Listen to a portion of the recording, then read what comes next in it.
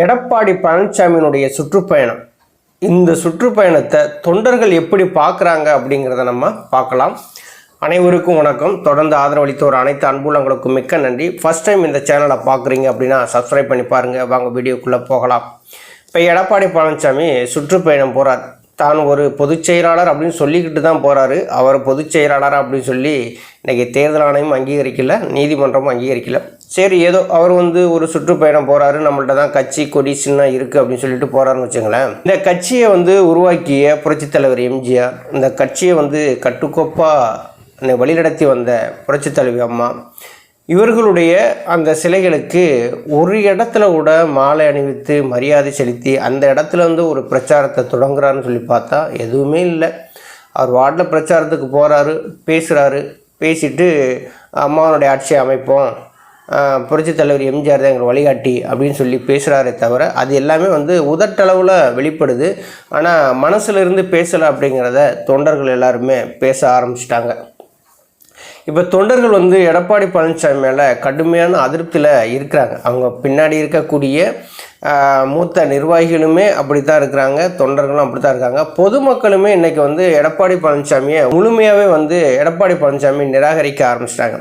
சுற்றுப்பயணம் போகிறீங்க, இப்போ எல்லாருடைய ஆதங்கமும் என்ன அப்படின்னா, நீங்கள் சுற்றுப்பயணம் போகிறீங்க, நாங்கள் 30 நாட்களுக்கு மேலே நாங்கள் சுற்றுப்பயணம் மேற்கொண்டோம், நாங்கள் 100 தொகுதிகளுக்கு மேலே மக்களை சந்தித்து பேசிட்டோம், நாங்கள் 10,000 கிலோமீட்டருக்கு மேலே நாங்கள் பயணம் மேற்கொண்டோம், எல்லாம் நீங்கள் பேசுகிறீங்கல்ல.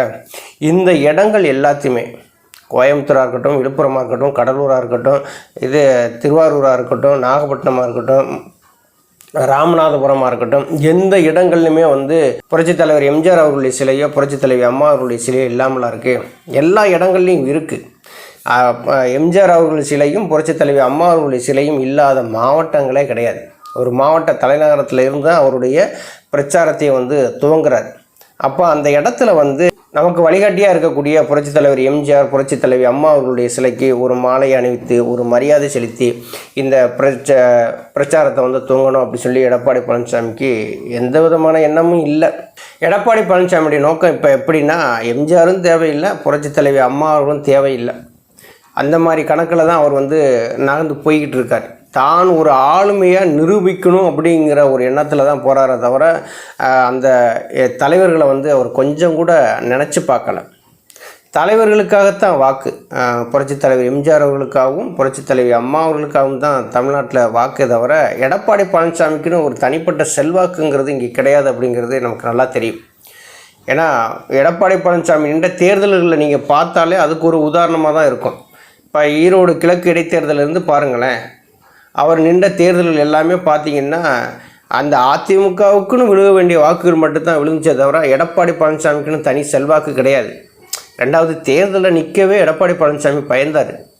இந்த விக்கிரவாண்டி இடைத்தேர்தலையும் மறுபடியும் ஈரோடு கிழக்கு நடந்த இடைத்தேர்தலையும் பார்த்திங்கன்னா தேர்தலில் நிற்கவே எடப்பாடி பழனிசாமி பயந்தார். எங்கேயே நம்ம தோற்று போயிடுவோமோ, மக்கள் நம்மளை ஏற்றுக்கிற மாட்டாங்களோ அப்படிங்கிற ஒரு பயத்தையிலே அந்த தேர்தலே புறக்கணித்தார்.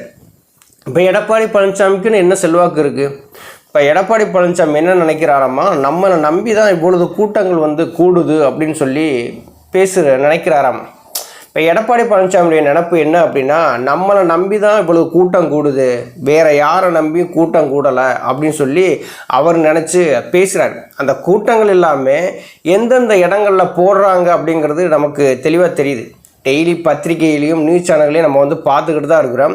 கூட்டங்கள் எல்லாம் எந்தெந்த இடங்களில் போடுறாங்க அப்படின்னா, அவர் எடப்பாடி பழனிசாமியே அந்தந்த மாவட்ட செயலர்கள்ட்ட ஒரு சொல்லியிருக்கிறாராம். கூட்டங்கள் போடுற இடங்கள் பார்த்திங்கன்னா, நம்ம பேசக்கூடிய இடங்கள்லாம் பார்த்திங்கன்னா, ஒன்று முட்டு சந்தா இருக்கணும், இல்லைன்னா மக்கள் அதிகமாக கூடுற இடமா இருக்கணும், இல்லைன்னா டிராஃபிக் அதிகமாக இருக்கக்கூடிய இடமா இருக்கணும்.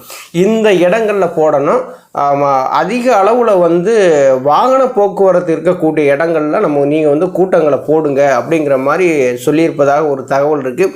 அதே மாதிரி தான் கூட்டங்களுமே அப்படிப்பட்ட இடங்களில் தான் நடக்குது. இப்போ ஆம்புலன்ஸை வச்சு எடப்பாடி பழனிசாமி அரசியல் பண்ணாருன்னு தெரியுதுல்ல. இப்போ எடப்பாடி பழனிசாமி பேசுகிற கூட்டங்களில் மட்டுமா ஆம்புலன்ஸ் போய்கிட்டு இருக்கு?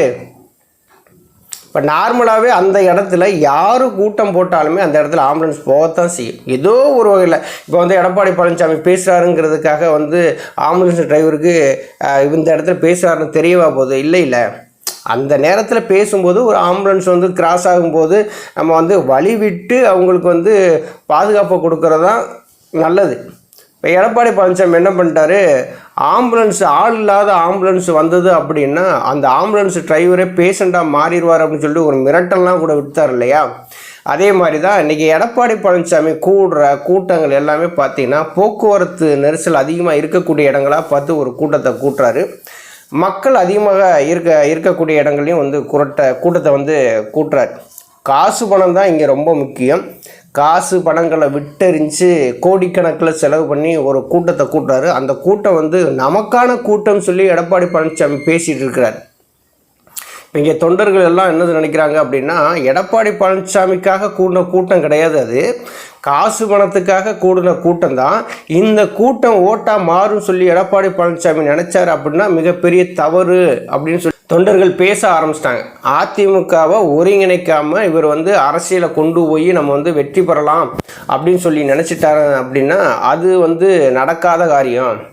பிஜேபியை வச்சு இங்கே வந்து அரசியல் மாற்றத்தை உருவாக்கலாம்னு சொல்லி எடப்பாடி பழனிசாமி நினைக்கிறது சுத்தமாக வந்து நடக்காது. நினப்பு பொழப்ப கெடுத்துரும் அப்படிங்கிற மாதிரி தான் தொண்டர்கள் வந்து பேசுகிறாங்க. எடப்பாடி பழனிசாமி இப்போ வர அவருடைய போக்கு எப்படி இருக்குது அப்படின்னா, அதிமுகவில் வந்து தன்னை எதிர்ப்பவர்கள் பூராத்தையுமே வந்து கட்சியை விட்டு நீக்கிட்டு இந்த கட்சிக்கு நான் தான் அப்படிங்கிற மாதிரி நம்ம வந்து நம்ம அரசியலை சந்திக்கணும். அதுக்கு தகுந்த மாதிரி பிஜேபி என்ன நினைக்கிறாங்க அப்படின்னா, எடப்பாடி பழனிசாமி சரியான ஆள், நமக்கு வந்து சிக்கிக்கிட்டாரு, அவர் தலையில் மிளகா அரைச்சி நம்ம வந்து அவரை காலி பண்ணிடணும் அப்படின்னு சொல்லி அவங்க ஒரு நினப்பில் வந்து பிஜேபி வந்து அதிமுகவோட கூட்டணி வச்சுருக்காங்க. இந்த 2 பேரும் கூட்டணி சேர்ந்ததுனால அதிமுக வந்து வெற்றி பெற்று ஆட்சி அமைக்கும்னு நினைச்சோம்னா அது முடியாத காரியம்தான். ஏன்னா பிஜேபிக்கிட்டே ஒரு வாக்கு சதவீதம் வந்து கிடையாது, எடப்பாடி பழனிசாமிக்குன்னு வாக்கு சதவீதம்லாம் கிடையாது. அதிமுக அதுவும் இரட்டை இலை சின்னத்துக்கான ஒரு வாக்கு சதவீதம் தான். அந்த இரட்டை இலை சின்னமும் எடப்பாடி பழனிசாமி தற்போது அவர் கையில் இருக்கா அப்படின்னா கிடையாது. அதுவுமே வந்து தேர்தல் ஆணையத்திட்ட வந்து சிக்கிக்கிடுச்சு. இப்போ இரட்டை இலை சின்ன ஒதுக்கீடு தொடர்பாக வந்து தேர்தல் ஆணையத்தில் அந்த வர வழக்கு வந்து இருக்குது, அது விசாரணை வந்து நடந்துக்கிட்டு இருக்குது. அந்த இறுதி முடிவு வந்து இல்லை. இப்போ இரட்டை இலை சின்னம் வந்து எடப்பாடி பழனிசாமிக்கு மட்டும் தேர்தல் ஆணையம் கொடுத்துருவாங்க அப்படின்னா ஐயா ஓபிஎஸ் உள்ள கருத்தை கேட்காம வந்து தேர்தல் ஆணையம் வந்து கொடுக்க முடியாது, விசாரணை நடத்தணும் இல்லையா? அதிமுக யார் அப்படிங்கிறத ஒரு வழக்கே வந்து இன்னும் இருக்குது, அதுக்கு இறுதி தீர்ப்பு வேறு வரலை. இப்போ எடப்பாடி பழனிசாமி இப்போ என்ன நினைக்கிறார் அப்படின்னா, பிஜேபியோட நம்ம கூட்டணி வச்சுட்டோம், பிஜேபியோட கூட்டணி வச்சதுனால நமக்கு வந்து தேர்தல் ஆணையமாக இருந்தாலும் நீதிமன்றமாக இருந்தாலும் நமக்கு கொஞ்சம் சாதகமாக இருப்பாங்க. ஏன்னா ஏற்கனவே அப்படி கூட்டணியில் இருந்து தான் ஒரு சின்ன இடைக்கால தீர்ப்பெல்லாம் வாங்கி எடப்பாடி பழனிசாமி வச்சிருக்கிறார். அதே மாதிரி இப்பவும் வந்து நம்ம கூட்டணி வச்சிருக்கிறோம், அவங்க கேட்குறது ஒரு 10 தொகுதி கேட்டாங்கன்னா கூட ஒரு 10 தொகுதியை கூட கொடுத்துக்கிறலாம், அதை பற்றி தப்பு கிடையாது. நமக்கு வந்து பொதுச் செயலாளர் பதவியும் அந்த இரட்டை இலை சின்னம் நமக்கு நிரந்தரமாக கிடைச்சா போதுங்கிற மாதிரி தான் இப்போ எடப்பாடி பழனிசாமி பிஜேபியோட கூட்டணி வச்சிருக்காரு.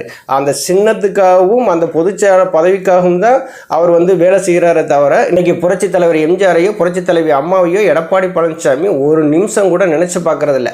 அவர் தன்னை ஒரு எம்ஜிஆராக நினச்சிக்கிறாரு, தன்னை ஒரு புரட்சி தலைவி அம்மாவாக நினச்சிக்கிட்டு இன்னைக்கு வந்து மக்கள்கிட்ட போய் நான் வந்து பேசுகிறேன், என்னை வந்து நம்புவாங்க, ஓட்டு போடுவாங்க, மக்கள் எனக்காக கூடுற கூட்டம் தான் அப்படின்னு சொல்லிவிட்டு இவர் போனார் அப்படின்னா அவர்களுடைய ஆளுமை வேற. புரட்சி தலைவர் எம்ஜிஆர் புரட்சி தலைவி அம்மா அவருடைய ஆளுமை வேற. இவர் வந்து தேர்தலில் நிற்க முடியாமல் பயந்து புறக்கணித்து ஓடி வந்தவர், இவருடைய ஆளுமையை பார்த்து மக்கள் ஓட்டு போடுவாங்களா?